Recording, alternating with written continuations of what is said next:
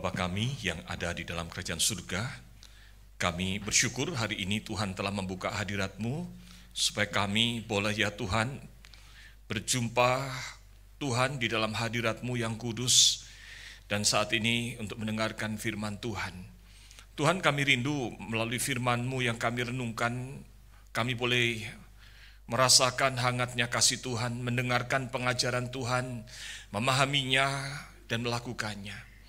Oleh sebab itu Allah Roh Kudus terangilah hati dan pikiran kami, supaya kami dapat memahami firman Tuhan dan dapat melakukannya. Berfirmanlah ya Tuhan, di dalam nama Tuhan Yesus kami berdoa. Amin. Shalom. Selamat pagi Bapak Ibu sekalian. Kita bersyukur hari ini boleh beribadah bersama. Dan hari ini tadi Jacqueline mengatakan minggu ke-49. Betul ya? Luar biasa, berkat Tuhan dalam perjalanan kita. Kita juga bersyukur tadi anak-anak kita, orang muda di GKI Karawaci, telah melayani Tuhan. Saudara, ini adalah pelayanan yang ketiga kali. Minggu lalu nyanyi 2 kali, betul ya? Dan ini mereka bilang kalau hanya melayani kebaktian 2 dan 3 rasanya kurang fair, gitu ya. Dan hari ini mereka melayani untuk jemaat di kebaktian 1. Oleh sebab itu kita berikan terima kasih sekali lagi ya buat pelayanannya. Ya, mau memperhatikan kebaktian 1. Nah, mari kita perhatikan juga orang-orang muda di gereja kita, saudara sekalian. Saudara, mereka nanti sebentar lagi jam 10 akan ikut remaja. Remaja itu di mana? Remaja ruangannya disempit, sebelahnya pantry, saudara. Ukurannya cuma 20 meter persegi. Makanya sekalipun banyak orang muda di Karawaci, di lingkungan kita, tapi orang muda di tempat kita nggak banyak karena dibatasi oleh sempitnya gedung. Oleh sebab itu majelis sedang menggumulkan, mari kita nanti doakan, ya, selain menunggu nanti landed church, tanah dan gedung yang baru nantinya, kita berencana mungkin tahun depan menyewa satu tempat untuk kita bisa mengadakan kebaktian buat orang muda. Amin? Kalau amin gini dukungannya kurang kuat. Amin? Amin. Nah, begitu biar semangat orang mudanya supaya lebih banyak orang muda yang dijangkau, ya. Bapak Ibu dan Saudara sekalian, hari ini tema kita adalah ketika kebenaran terasa pahit. Di bulan November ini, Saudara sekalian, tema kita adalah berkaitan tentang firman Tuhan, sola scriptura, dan dari 5 minggu ini ada 3 topik yang sifatnya sebetulnya doktrinal, ya. Minggu pertama Musaroni telah menyampaikannya.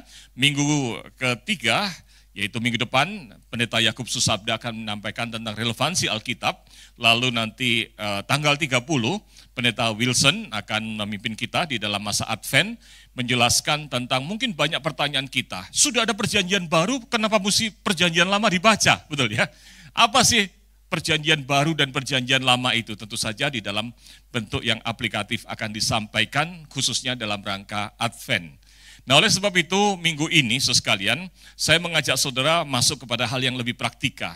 Supaya ketika kita baca firman Tuhan bukan hanya sebagai pengetahuan, tapi firman Tuhan sungguh-sungguh memiliki peran merubah hidup kita menjadi berkat buat kita. Saudara sekalian, itulah sebabnya tema kita hari ini sebetulnya berhubungan dengan bagaimana sih kita itu menyikapi kebenaran firman Tuhan yang mengkoreksi hidup kita. Ya, jadi ketika kebenaran terasa pahit. Kebenaran itu pahit atau manis? Halo? Tergantung pada gantungan. Firman Tuhan itu manis atau pahit? Ada yang manis, ada yang pahit. Ini kalau orang Jawa sukanya teh manis yang pahit. Betul ya?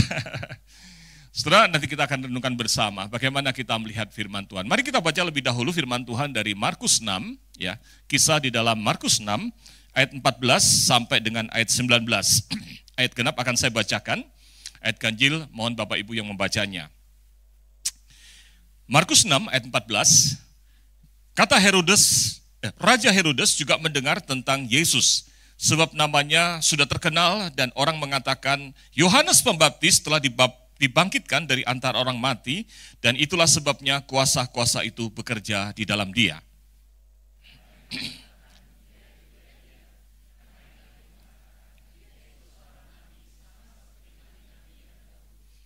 Waktu Herodes mendengar hal itu, ia berkata, dia itu Yohanes yang sudah kupenggal kepalanya dan yang bangkit lagi.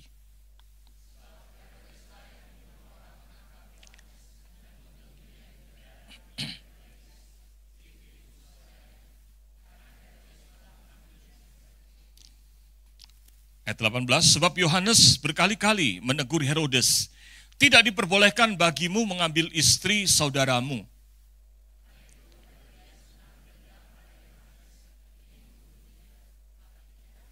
Tetapi tidak dapat. Setelah dalam kisah yang barusan kita baca, Raja Herodes ya dikatakan mengambil istri saudaranya. Wanita itu bernama Herodias. Dijadikan istri, direbut, dirampas dari saudara Herodes yang namanya Filipus. Maka untuk kesalahan itu dikatakan Yohanes Pembaptis, orang vokal, ya, yang terus meneriakkan pertobatan, mengkritik Raja Herodes. Luar biasa ya, berani sekali. Kalau zaman sekarang saudara sekalian mengkritik begitu itu satu hal, tapi zaman itu mengkritik besoknya nggak jelas di mana, betul ya? Tapi Yohanes Pembaptis berani mengkritik Herodes. Lalu dikatakan di sini yang tersinggung bukan hanya Herodes, tapi yang paling tersinggung sebetulnya adalah Herodias. Ya, jadi wanita yang dirampas ini. Dikatakan dalam ayat 19, karena itu Herodias menaruh dendam pada Yohanes dan ingin membunuh dia. Setelah, tapi tidak dapat dilakukan. Kenapa? Kita lihat dalam ayat yang ke-20. Sebab Herodes segan kepada Yohanes karena ia tahu bahwa Yohanes orang yang benar dan suci. Jadi ia melindunginya. Ketika ia mendengarkan Yohanes, hatinya selalu terombang-ambing. Namun ia merasa senang juga mendengarkan dia. Saudara, ini menarik saudara ya. Jadi Herodiasnya itu marah, tersinggung, mau bunuh itu Yohanes Pembaptis. Tetapi Herodesnya ini ya benci tapi respect. Ya, jadi hatinya terombang-ambing. Saudara, kalau gitu pertanyaannya kembali kepada pertanyaan saya di awal khotbah ini. Kalau gitu, kebenaran firman Tuhan itu, teguran ini manis atau pahit? Halo? Pahit? Gitu ya. Firman Tuhan di dalam konteks ini rasanya kok pahit, betul ya? Teguran ini untuk bertobat, teguran terhadap kesalahan ini menjadi pahit buat Herodias dan juga sebetulnya buat Herodes. Nah, kalau gitu sekalian apa yang dilakukan lebih lanjut? Maka mari kita lihat di dalam ayat yang ke-21, akan saya bacakan ayat ganjil, ayat genap saudara juga. Tibalah kesempatan yang baik bagi Herodias ketika Herodes pada hari ulang tahunnya mengadakan perjamuan untuk pembesar-pembesarnya, perwira-perwiranya, dan orang-orang terkemuka di Galilea.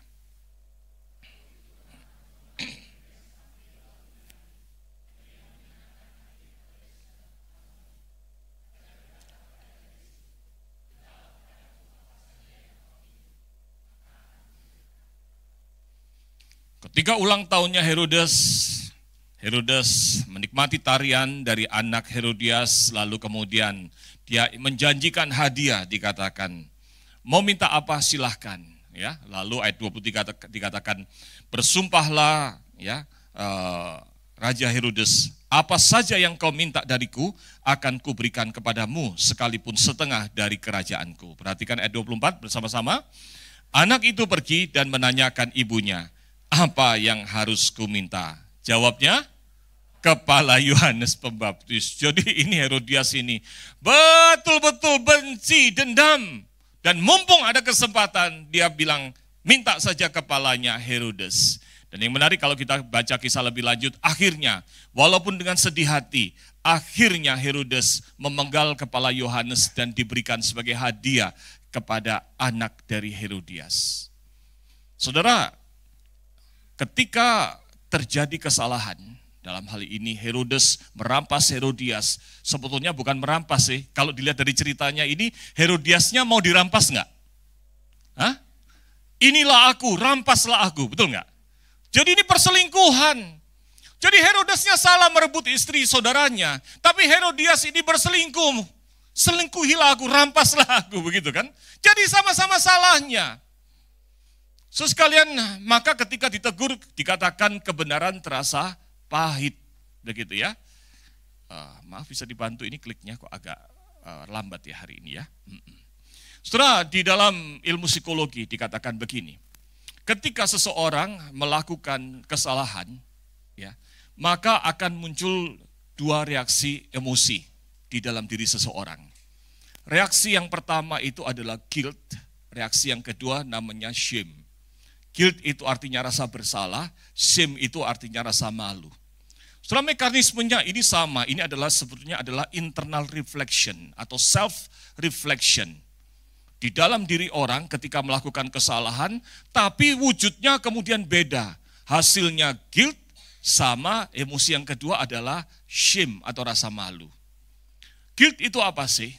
Bedanya sama shame. Guilt atau rasa bersalah itu adalah begini saudara. Guilt itu menjadi self reflection. Pribadi orang itu kemudian melihat perbuatannya. Wah, perbuatan saya salah. Yang dilihat adalah perbuatannya. Maka ada yang namanya altruistic guilt. Yaitu saya rasa bersalah. Kenapa? Saya merugikan orang lain. Saya telah menyakiti orang lain. Saya merasa bersalah. Itu rasa bersalah yang namanya altruistic guilt. Rasa bersalah altruistic. Ada rasa bersalah yang lain, yaitu rasa bersalah deontologi. Yaitu apa? Dia tidak merasa salah karena terhadap orang, merugikan orang, tapi dia merasa bersalah karena melanggar aturan. Nah, jadi kalau saudara misalnya gitu ya, ketika melakukan sesuatu ada rasa bersalah begitu ya. Bersalah kenapa? Melanggar aturan, harusnya nggak boleh U-turn gitu ya, kita nekat turn gitu kan. Nabrak turn gitu ya, muter balik yang nggak boleh. Kalau saudara mau lihat di depan sini lihat jendela gitu kan, bundaran depan ini paling banyak motor ya, harusnya ada bundaran tinggal 3 meter lagi betul ya. Tapi dia lewat suat gitu ya. Kalau saudara belum pernah melakukan itu waktu muter di situ, yang saudara rasakan apa? Rasa bersalah, betul ya? Nah, rasa bersalah itu tidak ada yang dirugikan. Dalam hal ini saudara nggak nabrak, tapi saudara melawan peraturan. Itu namanya guilt yang adalah deontologi. Jadi deontologi guilt, rasa bersalah deontologi, melanggar aturan. Yang dijadikan fokus apalah? Perbuatan saya. Perbuatan saya merasa bersalah, saya telah melakukan ini, perbuatan saya yang menjadi fokus saya. Nah, kalau shame itu apa sih? Shame itu adalah sama satu refleksi diri atas apa yang salah dilakukan, tetapi yang dilihat adalah nilai diri saya. Saya ini tidak bernilai, saya ini bodoh, saya ini buruk, maka saya malu, maka menarik diri. Nah, ini bedanya. Jadi orang yang malu itu, dia melihat kepada nilai dirinya. Saya ini tidak berarti, saya ini buruk. Dengan apa yang saya lakukan ini, saya ini buruk nih. Saya dinilai buruk, nilai diri saya buruk. Maka akhirnya apa? Menutup diri, menyembunyikan diri. Itulah malu. Betul nggak? Itu orang yang malu. Orang yang malu menyembunyikan diri. Betul ya? Kalau orang sudah buat salah, tidak menyembunyikan diri, tandanya tidak ada rasa. Jangan dulu disimpulkan begitu, saudara. Jangan disimpulkan dulu, saudara sekalian ya. Mari kita pikirkan, kalau begitu, dengan pemahaman sekilas kita tentang guilt ini, maka sebetulnya mana yang efektif ya dalam hidup ini? Guilt atau rasa bersalah, ya, ataukah rasa malu? Kita seringkali melihat ketika ada pejabat korupsi berkali-kali, lalu kemudian masuk penjara, kena KPK, ditangkap, masuk penjara, keluar lagi, korupsi lagi. Bukan hanya dianya, anaknya korupsi, istrinya korupsi, flexing lagi. Biasanya kita bilang apa? Orang ini tidak ada urat malunya, betul ya? Kita sering ngomong gitu kan ya? Pertanyaan saya, kalau dikasih urat malu, beres nggak? Kemarin saya kasih titipan saudara kan ya, minggu lalu. Pikirkan, perlu nggak budaya malu? Saudara kadang-kadang sampai dikatakan, kita perlu membangun budaya malu. Dulu ingat saya di Maryland, negara bagian Maryland di Amerika itu pernah diterapkan hukumnya adalah membudayakan rasa malu. Supaya orang tidak berbuat salah. Pertanyaan saya, kalau orang dihidupkan rasa malunya, akan memperbaiki diri nggak? Halo? Belum tentu. Kenapa? Karena malu itu bicara tentang nilai dirinya. Dia merasa nilai dirinya tidak berarti, atau harga dirinya direndahkan, sehingga kemudian wujud dari rasa malu itu bisa seperti yang terjadi dengan Herodias. Ada orang yang malu kemudian menarik diri, menyembunyikan diri. Malu nggak datang lagi ke gereja akhirnya, itu menarik diri. Atau malu tidak datang lagi dalam pergaulan. Tapi kalau kemudian punya kuasa, maka malu itu digunakan apa? Kemudian disalurkan dengan membungkam kebenaran. Membungkam kebenaran itu bahkan tidak segan-segan sampai membunuh sumber yang mengatakan kebenaran itu. Betul nggak?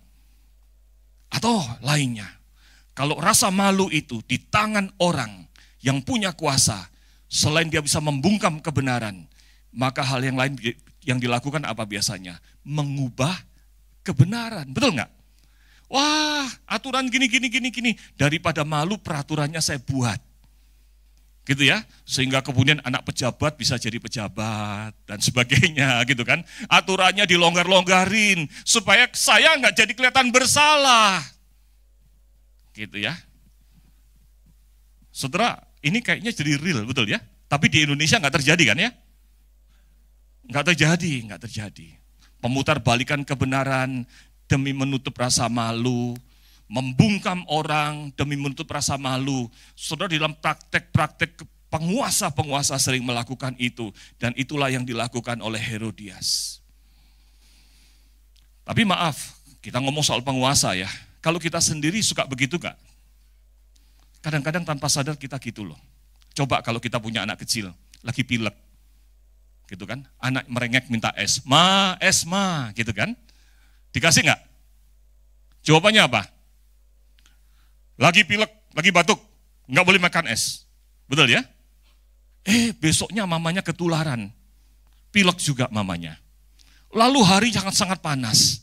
Lalu kemudian mamanya minum es di dapur. Glek, anaknya muncul. Bleng. Yang sama-sama pileknya. Lalu kemudian katakan, ma minta es. Lalu kemudian mamanya bilang, nggak boleh, kamu pilek.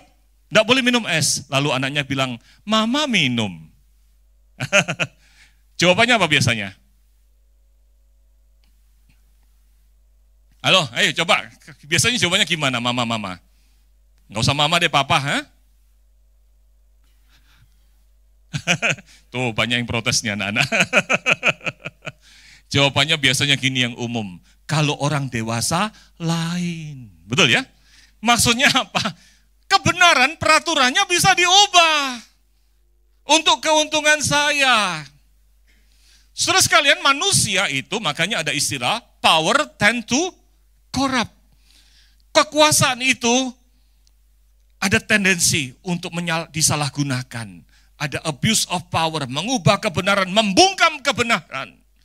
Saudara, bagaimana kalau gitu sikap kita sebagai orang Kristen ketika kita ini, di dalam hidup kita ini, dihadapkan pada kebenaran.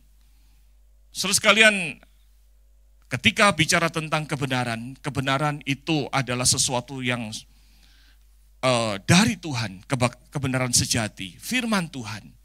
Maka itu bersifat absolut, berlaku untuk setiap manusia. Amin. Maka apa yang harus dilakukan?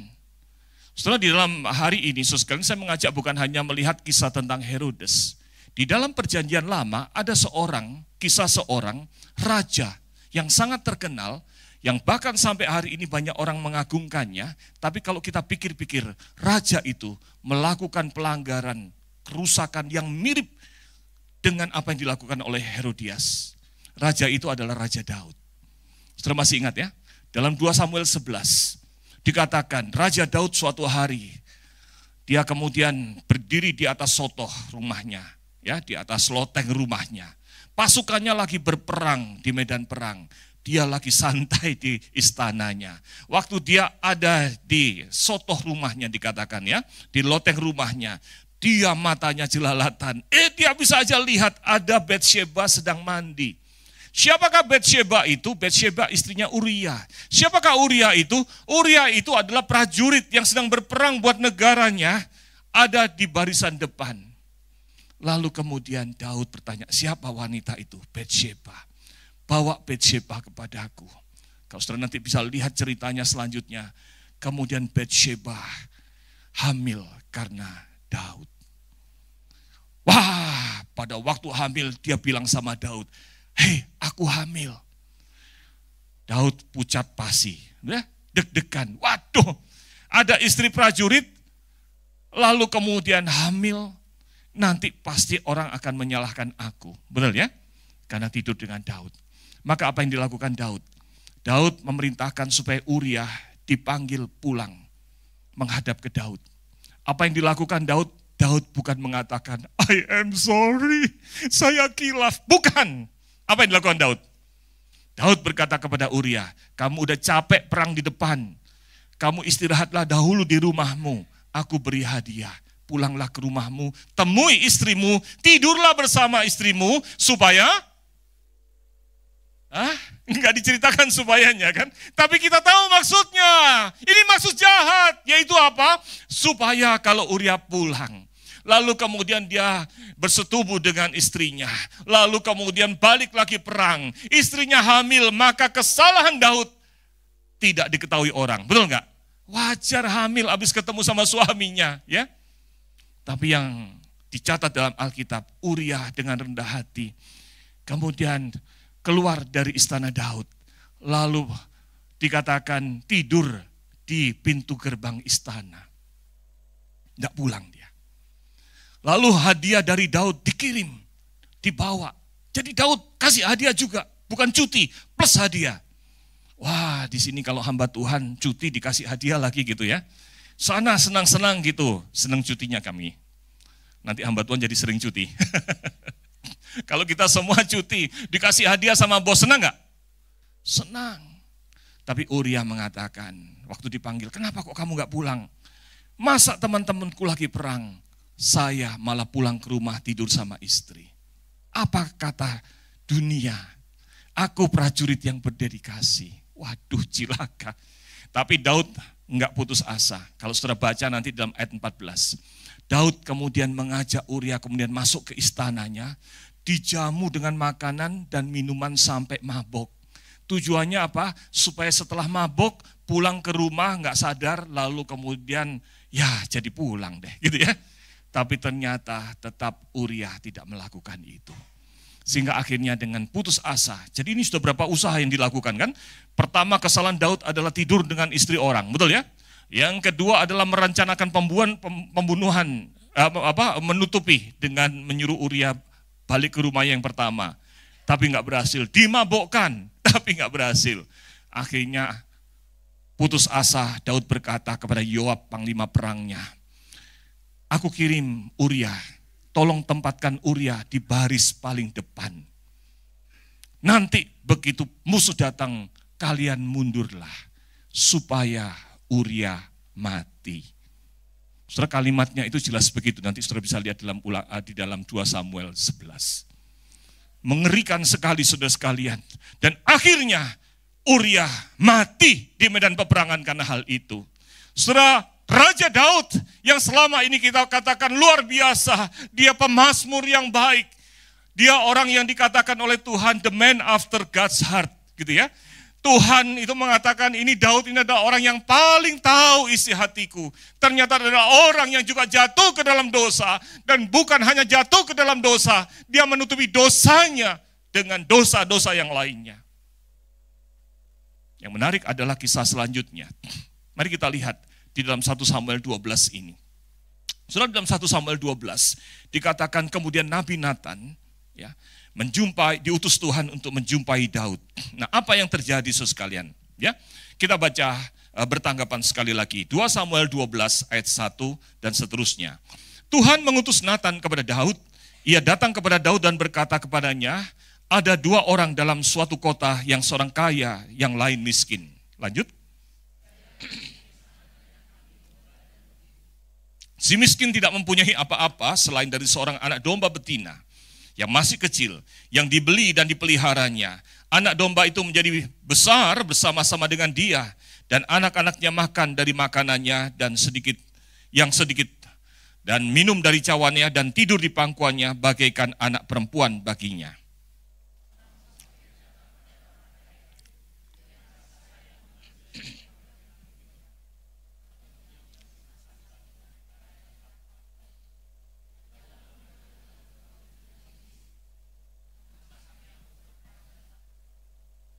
Nathan tidak berani langsung negur Daud. Dikasih cerita dulu, gini Daud, raja. Namanya dia nabi. Nabi biar bagaimanapun di bawahnya raja, raja lebih berkuasa. Betul nggak? Jadi ngomong hati-hati, pakai perumpamaan. Ada orang kaya, punya kambing banyak, domba banyak, gemuk-gemuk lagi. Tapi ada juga orang miskin yang kambingnya itu disayang, tidur barengan gitu ya. Pada waktu yang kaya ini butuh domba untuk disembelih, dia ambil punyanya orang miskin. Baru selesai ngomong begitu, belum minta pendapat loh, ya. Nathan tidak mengatakan pendapatmu apa, keputusanmu apa. Tapi perhatikan di dalam ayat yang kelima, saudara, ya. Ayat yang kelima berkata begini, pada waktu Daud mendengar itu, bahkan tanpa diminta, Daud menjadi sangat marah terhadap orang kaya yang ngambil domba itu. Dan ia berkata kepada Nathan, demi Tuhan yang hidup, orang yang melakukan itu harus dihukum mati. Anak domba betina itu harus dibayar gantinya 4 kali lipat, karena ia telah melakukan hal itu dan tidak mengenal belas kasihan. Saudara bayangkan, tidak diminta pertimbangan dan keputusan, dia langsung bikin pertimbangan dan keputusan. Dia menempatkan dirinya sebagai penguasa kebenaran untuk mengambil keputusan. Ya, perhatikan kata Nathan berikut ini, ayat yang ke-7. Kemudian kata Nathan kepada Daud, engkaulah orang itu. Beginilah firman Tuhan Allah Israel, akulah yang mengurapi engkau menjadi raja atas Israel dan akulah yang melepaskan engkau dari tangan Saul. Tuhan menunjukkan dirinya sebagai orang, sebagai pihak pribadi yang berkuasa. Tuhan pribadi yang berkuasa yang mengurapi engkau Daud. Engkau itu bukan Tuhan, tapi engkau itu adalah hambanya Tuhan. Akulah yang melepaskan engkau dari tangan Saul. Ayat 9, perhatikan. Mengapa engkau menghina Tuhan dengan melakukan apa yang jahat di matanya? Saudara sekalian, ayat ini menegur Daud yang tadi semulanya bereaksi dengan langsung mengatakan orang itu harus dihukum.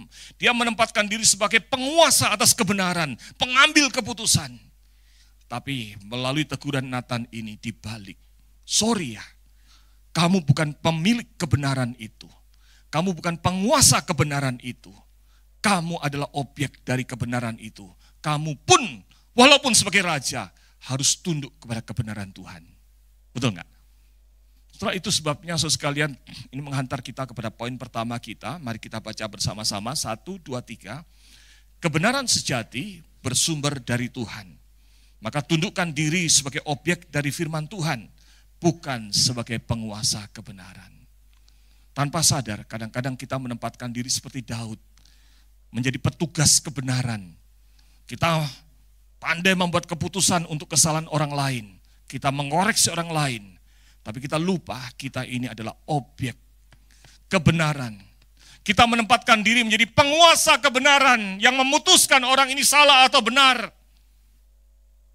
Bahkan tanpa sadar kita gibah gitu kan. Membicarakan kesalahan orang lain. Kita lupa, kita ini adalah hamba kebenaran. Kebenaran itu milik Tuhan. Kebenaran itu pun harus hidup dalam diri kita. Saudara sekalian, mari kita belajar di dalam kasus ini. Ketika kita dikoreksi oleh firman Tuhan, yang pertama adalah sadari bahwa kita ini adalah hamba dari kebenaran. Objek dari kebenaran itu. Yang tunduk harusnya pada kebenaran firman Tuhan. Amin. Kalau kita tidak punya ketundukan seperti itu, kita akan menjadi seperti Herodias dan seperti Daud. Tapi yang menarik saudara sekalian, kemudian Daud berkata begini, ayat 13, lalu berkatalah Daud ya, kepada Nathan, aku sudah berdosa kepada Tuhan. Saudara sekalian ini menarik. Siapakah Daud? Dia raja, lebih tinggi daripada Nathan yang adalah nabi. Tapi begitu firman Tuhan disampaikan, dia terkoreksi. Dia tidak membungkam Nathan. Dia tidak membunuh Nathan seperti Herodias membunuh Yohanes Pembaptis. Tapi dia langsung kemudian mengatakan, saya sekarang sadar, saya bersalah. Kalau awalnya antara rasa bersalah sama rasa malunya gedean mana? Rasa malunya, betul ya? Dengan rasa malu dia ingin membungkam kebenaran. Dia ingin melakukan banyak hal. Tapi kini dia menempatkan dirinya dengan posisi yang benar. Yaitu rasa bersalahnya yang merespon. Sekalian padahal Nathan itu seorang nabi. Betul ya? Artinya kalau dia mau mengabaikan bisa enggak? Ya bisa. Tapi Nathan menghargai firman Tuhan yang adalah kebenaran. Selain ini menghantar kepada poin kedua kita, bagaimana kita ketika kebenaran itu terasa pahit. Mohon dibantu klik, tampaknya hari ini kurang baik klikernya. Oke, mari kita baca bersama-sama. 1, 2, 3. Terimalah firman Tuhan yang mengoreksi hidup kita. Jangan persoalkan siapa yang Tuhan pakai untuk menyampaikannya. Amin. Saudara, kalau kita mengalami koreksi dari firman Tuhan, wah, yang koreksi siapa? Khotbahnya pendeta Stephen Tong, keren. Khotbahnya Billy Graham, keren. Betul ya? Begitu dikatakan, siapa yang mengkoreksi? Anak remaja negur kita. Gitu ya. Beda enggak rasanya? Tuhan kalau negur pakai yang lebih keren dong Tuhan, betul ya? Kadang-kadang kita susah dikoreksi sama orang, kita pilih-pilih siapa yang koreksi. Padahal kebenaran itu Tuhan bisa pakai, nyatakan melalui banyak orang. Amin. Saya pernah khotbah di Balikpapan. Waktu saya khotbah di Balikpapan, temanya tentang ini. Kalimatnya kurang lebih begini. Di dalam banyak berkata, banyak kesalahan. Gitu ya, di Amsal ada. Jadi itu bagaimana mengendalikan lidah. Lalu kemudian saudara, selesai khotbah, kebaktian 1, kebaktian 2, lalu dari siang sampai malam sudah nggak ada kegiatan. Anak-anak muda ingin podcast, ya, wawancara dengan saya. Podcastnya di mana saja. Jadi begitu pulang siang di restoran podcast wawancara, lalu ngobrol di mobil di syuting dan sebagainya. Sampai malam, jadi kita itu kelelahan ngobrol, akhirnya di kafe kita ngobrolnya udah ngalor ngidul. Banyak ngomong gitu ya. Lalu ketika saya lagi asik ngomong, begitu saya berhenti, seorang muda berkata begini, kita ini dari tadi banyak ngomong ya, padahal firman Tuhan mengatakan di dalam banyak ngomong banyak salah. Pas saya baru berhenti ngomong, dia ngomong gitu saudara. Mbok ya yang orang lain ngomong, dia ngomong begitu, betul enggak ya? Pas saya baru berhenti ngomong, pas saya lagi cerita banyak, saya berhenti, dia ngomong begitu. Wah, rasanya kayak ditempeleng, pang, oleh apa? Oleh orang muda. Yang baru saya khotbahi di hari Minggu siangnya. Tapi saya enggak malu untuk menceritakan hari ini kepada saudara. Karena saya berkata dalam hati saya, firman Tuhan adalah firman Tuhan. Amin. Kebenaran Tuhan adalah kebenaran Tuhan yang harus kita hargai, disampaikan oleh siapapun juga. Mungkin disampaikan oleh pendeta, mungkin oleh figur yang berotoritas, atau mungkin disampaikan oleh teman kita, oleh anak kita. Kalaupun Tuhan mau pakai untuk mengingatkan kita, saudara terimalah firman Tuhan itu. Amin. Hal yang ketiga dan yang terakhir, mari kita perhatikan indahnya ayat ini. Dalam ayat yang ke-13 dikatakan, lalu berkatalah Daud kepada Nathan, aku sudah berdosa kepada Tuhan, kata Nathan kepada Daud. Lalu kata Nathan kepada Daud, Tuhan telah menyingkirkan dosamu. Begitu Daud minta ampun, menyadari guilt-nya, rasa bersalahnya yang utama merespon. Lalu dikatakan, Tuhan sudah mengampuni kamu. Saudara, kalau saudara diampuni senang enggak? Senang. Saudara, di dalam Ibrani 12 ayat 7 dikatakan begini. Di dalam Yohanes 8 ya. Di dalam Yohanes 8 dikatakan begini dalam ayat 32. Kebenaran itu akan memerdekakan kamu. Firman Tuhan itu Tuhan berikan, dan ketika kebenaran itu mengoreksi kita, kebenaran itu juga memerdekakan kita dari dosa dan pelanggaran kita. Maka saudara sekalian, itulah sebabnya Zwingli pernah berkata begini, kebenaran itu menggunakan wajah sukacita. Ketika saudara sedang dikoreksi, kebenaran itu tidak datang dengan wajah yang menyeramkan untuk menakuti saudara. Kebenaran itu datang dengan wajah sukacita untuk apa? Untuk menyapa dan memperbaiki hidup kita. Maka dikatakan di dalam Ibrani 12, ya, kenapa bisa jadi lebih cepat sekali? Ya, Ibrani 12, tolong dibantu tayangkan. Firman Tuhan berkata gini, anggaplah, mari kita baca bersama-sama, 1, 2, 3. Bersabarlah, anggaplah semua itu sebagai didikan Allah, memperlakukan kamu seperti anak. Di manakah terdapat anak yang tidak dihajar oleh ayahnya? Namun jikalau kamu bebas dari didikan yang harus diterima setiap orang, kamu adalah anak-anak haram dan bukan anak-anak yang sah. Saudara, hal ini mengantar kita kepada poin terakhir kita. Ya. Mari kita baca bersama, 1, 2, 3. Terima teguran Tuhan sebagai kasih sayang seorang bapa yang menolong anaknya. Akui kesalahan, perbaiki kehidupan, dan nikmati hidup yang dimerdekakan dari dosa itu. Amin. Maka kalau dikoreksi oleh firman Tuhan, terimalah.